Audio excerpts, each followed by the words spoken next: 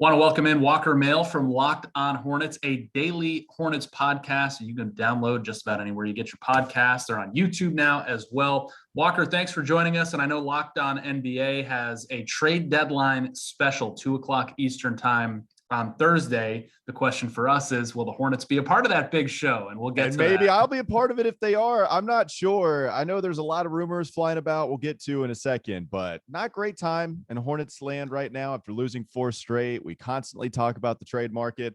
We'll see what happens on Thursday, Nick. Yeah, they picked a kind of a bad time to have a bad time, right? They had all these home games against important Eastern Conference teams ahead of them. And right now they're on a 4-game losing streak. Of course, that dates back to the Clippers game, a West Coast team, but Cleveland, Miami. We'll see what happens tonight against Toronto.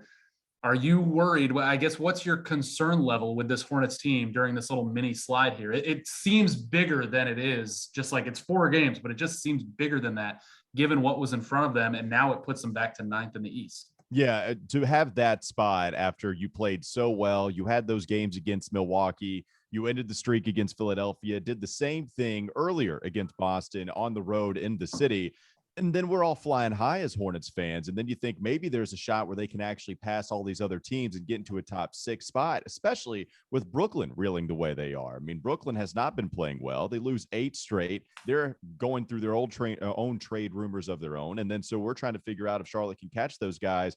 Now here they are, a game and a half back of Boston at the 8th seed. It's not great, Nick. I don't feel phenomenal about this team right now. I think when you look at guys coming back, trying to get healthy, Gordon Hayward coming back from COVID protocols. Hopefully that is the cause of his rust after the last couple of games he's had. Kelly Oubre went through that a little bit, and he's been a little up and down ever since coming back from that injury. Jalen McDaniel's still not healthy. That's 3 important players that you've been without for a while, and getting a couple of those guys back, it didn't help you right away. LaMelo's assist numbers are kind of out of whack too recently. He'll give you some 2 assist games, some 3 assist games. And this is someone that only had a couple of even 3 or 4 assist games as the season was starting, really the first 30 games or so. I think it's going to be interesting to see if Mitch Kupchak feels like this is a roster that can be competitive in the first round as is, or if they're going to have to trade for that big guy that we've been talking about constantly in order to have that kind of outlook. Because right now you're the 9 seed, 28 and 26, the Eastern Conference. It's a lot more improved. Other teams could be looking to get better as well. And here you are just a couple of days away from the deadline, a game against Toronto tonight, a huge contest. And they're the only team in the top 10 that have a negative point differential, and they're one of the teams reeling themselves. It's not a great look right now as soon as we as soon as the trade deadline is. Yeah, I mean, when you talk about what's wrong these last 4 games, and I think, LaMelo's assist numbers being down is a good kind of indicator that the offense just isn't flowing the way it normally does. At the game Friday night against Cleveland, it seemed, even with Gordon back, and I'm one of the ones that pointed to, okay, they need to get him back for the connectivity and the ball movement and all of that. It just seems like the flow of their offense that was so good in the first half of the year just has kind of gone away the last few games. Would you agree with that? And what else would you point to in terms of what's causing this recent backslide? Well, they haven't been shooting the ball extremely well, and this was a team predicated so much on offense. In fact, their defense has been okay here recently. They're still among the better teams in defensive rating, if you want to measure by that stat, going over the last even 5 games in this 4-game losing streak that they're on. It's not like they're giving up a massive amount of points, right? 104 to Miami, 102 to Cleveland, 113 and 115 are the high marks, and it's not great, but it's also not 120 like you see some of these teams score on any given night. It's the fact that the offense just hasn't been there. And really, you go back to Indiana, they really saved it all for 1 game, and then they were done. They set a record for the franchise, scoring 158 points against Indiana, score 117 against the Lakers, and ever since then they haven't scored over 107. It's definitely the lack of shot making. Miles Bridges' shot has also not been going in nearly as much. Already somebody struggling from the perimeter this year, and it's been even worse over this last 4-game stretch that they've been losing every single one of them. So the lack of shooting, especially for a team that is so offensively gifted, when that's not going for you, then you can understand why you're losing some close games and even getting blown out in a couple of these contests we've seen. I think we can understand why James Bouknight was frustrated. Everybody who's followed this team knows for a lottery pick, he certainly hasn't gotten many minutes at all. He's got a lot of DNPs, did not play, coach's decision. And he's a tough kid and he doesn't back down. And that's part of kind of the appeal in this team drafting it was they like him on the floor with that attitude. The problem is he's just not on the floor a lot. And obviously that's starting to get to him. What do you make of what happened between he and James Borrego the other night? And does Borrego need to find, like, he talks about getting him more minutes and he does when he absolutely has to, but does he need to do a better job of putting Bouknight in the rotation? I don't think so. I don't think that James Bouknight entering the game necessarily means better basketball for this team. I think we've seen a few games of these guys coming back from injury, and that's been about it. And they probably need a little more time. But James Bouknight, it's hard to get in a rhythm. I'm not saying anything about a lack of Bouknight's talent, but it's not like his numbers are phenomenal in the limited time that he's gotten so far this year. And certainly defensively, he's got a lot of growing to do because every rookie has a lot of growing to do when they step onto an NBA court.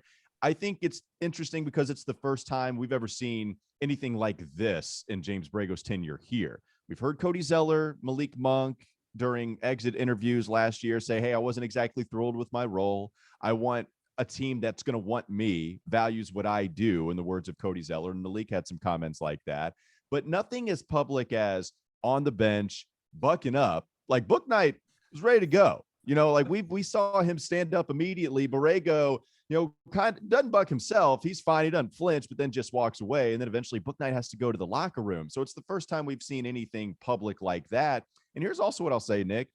Bouknight started to get minutes in that OKC game, very little. And then it went up, had a really good game against Toronto. Oddly enough, that's who they're going to play tonight.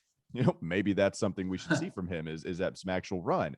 But you saw it against Toronto. You saw him get some run. We're about 17 minutes, over 20 in a couple of those contests. And as guys started to come back, he started to sit on the bench more.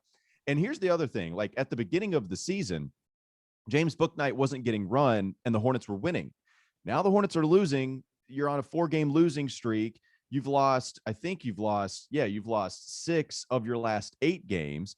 And Bouknight is starting to get out of the rotation. So now in his mind, maybe Borrego doesn't have the ammo or the defense of, well, we're winning games, man. It's just so hard to try to get you some run. No, you lost 6 of your 8. And Bouknight's sitting there in garbage time, mind you, against Miami, and I'm still not getting any playing time. Like, I understand his frustration. Clearly, it's not the thing to do in front of everybody like that. I think Borrego did handle it pretty well, saying after the game, yeah, we got to try to find minutes for him and kind of taking some responsibility over it. But it's interesting to see that blow up, especially because we've never seen anything like it. Okay, so the trade deadline's on Thursday. We haven't, Miles Turner seems to be the name that's flown around, kind of like off to the side, pot shots here and there. It's never too far away. As of this taping Monday afternoon at about 1:00, no name has really been connected to any sort of movement with the Hornets. What do you think? Let's start with what Mitch Kupchak is gauging right now, because I think as fans and media, and I'm sure the players on the floor, when things were going well, are saying, no, we're one player away from being able to win a playoff series. But what do you think Mitch Kupchak is thinking in his office? Yeah, I mean, how much do you believe in the law of averages? Because we've had some highs and lows. This is really the biggest low that we've experienced as Hornets fans this year. But at the end of the day, I'm not surprised at this point of the season to see a franchise that is above 500, flirting with the playoff spot, but really in the play-in tournament. If I were to tell you this is where they'd be at the beginning of the season, you might even be happy that they're a few games above 500. And yet, because of the way they played earlier this year, they showed you they're capable of winning more ball games. And now we have this raised expectation. Now we need to go ahead and try to make a move to get into the postseason. Mitch Kupchak talked about this last year when they had guys 100% healthy. They were in the 4 spot once upon a time. Eventually they would slip, and Kupchak talked about having that discipline to not get too ahead of himself, not to get too ahead of the game plan. Hey, that was a nice run, but that was a mirage. We're probably not a top 4 seed. And then when guys would come back, people would get hurt. Eventually they'd fall down into the play-in tournament. You're better this year. There's no doubt about it. You're a better basketball team. But is this the time to make a move at the deadline? And now the fact that you've lost 4 straight, a couple of ugly ones, a couple of close ones, this is really going to test Mitch Kupchak's patience, along with just his true evaluation of this team. I go back and forth, Nick. I'm supposed to give you some hard take and pick a side and then go all in on it. But I do not envy that job of Mitch Kupchak to decide what to do at this deadline. Somebody that's only made a deal for Brad Wanamaker in season. He does his moves in the offseason. That's the task that Kupchak has in front of him. Where am I with this team? What is the true Hornets? What is something that is viewed as a mirage? And I think his actions at the deadline, if there is something attractive enough for him to go after, will tell us all about it. I think if you're going to make a move, it has to be, obviously geared towards success this year and getting a playoff spot, even if it's the high end of the play-in. But doesn't it also have to fit with like the core that you're building also? Absolutely. So that kind of narrows it down, right? In terms of like what type of player, obviously a big and a rim protector, but what type of player from a contract standpoint, a fit standpoint are you looking for? Well, that's the tough thing about Miles Turner, as he's been the prime example for 2 years now. He was more attractive to go after when he had more years left on his contract. But now you're talking about 1 more year left on his deal after this season is over with. So you have a year and a half control, and then he could leave to another team. Now you have the inside track to sign him. Maybe you could view it that way, but you still aren't guaranteed to bring him back. And you want to give up assets for a guy that could go away from you just like that. That's going to be tough. And especially when you add the injury onto all of this, he's not going to be ready until about a week and a half, 2 weeks after the trade deadline as initially diagnosed. So on top of that, you're going to miss about 4 game sample size without Turner, and you will have traded a PJ Washington, who knows what, certainly some assets to go get him.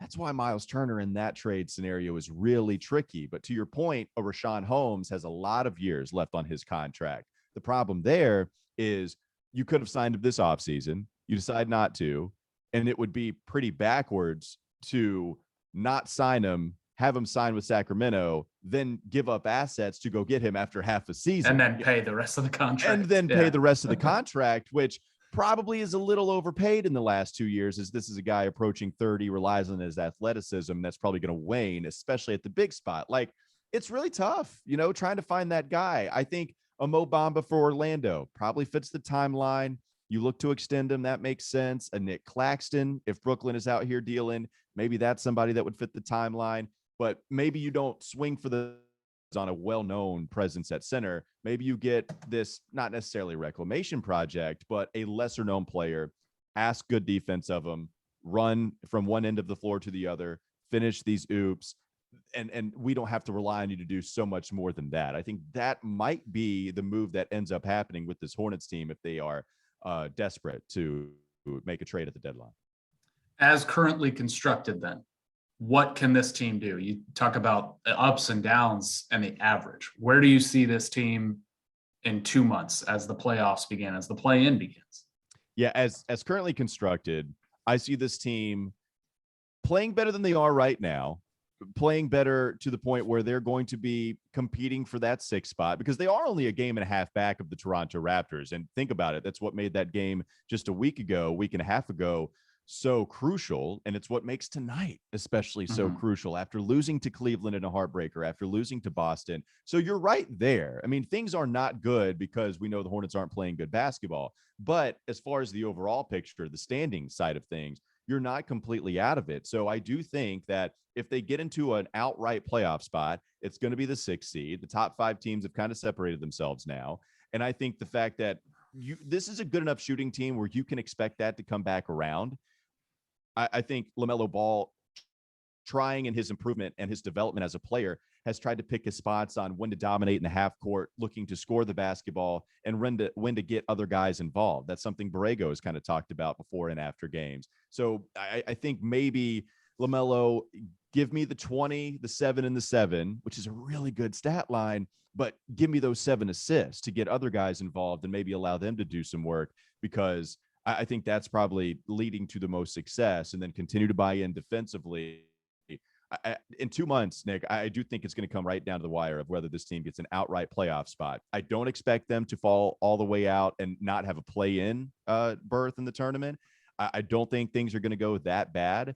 I do think it's going to be tough for them to get that last spot into the outright playoff spot. Yeah, baby steps in this progression, right? Back end of the play-in, front end of the play-in. Maybe next year's an actual playoff series to start it out. But well, and it's hard for Hornets fans too, because again, as we mentioned at the beginning of this, you talk about 2 games above 500, you probably accept that, and it's probably right in line with what you were thinking in the first place.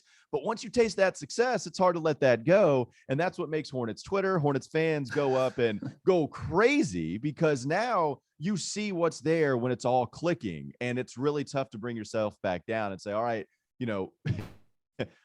basketball's a game of runs, and so is the schedule. It's not just a game of runs, it's a season of runs. And now we're on the low end. We're on an 0-4 right now. And Toronto, I will say, if you get a victory tonight against Toronto, that will be a nice stop of the badness. That will be okay. Now, you feel a lot better. It's not some win against Orlando or a lesser team against OKC, just at their stages and what their franchise is trying to do. A win against a playoff team as currently constructed, I think that would start to calm everybody down a little bit as we look forward.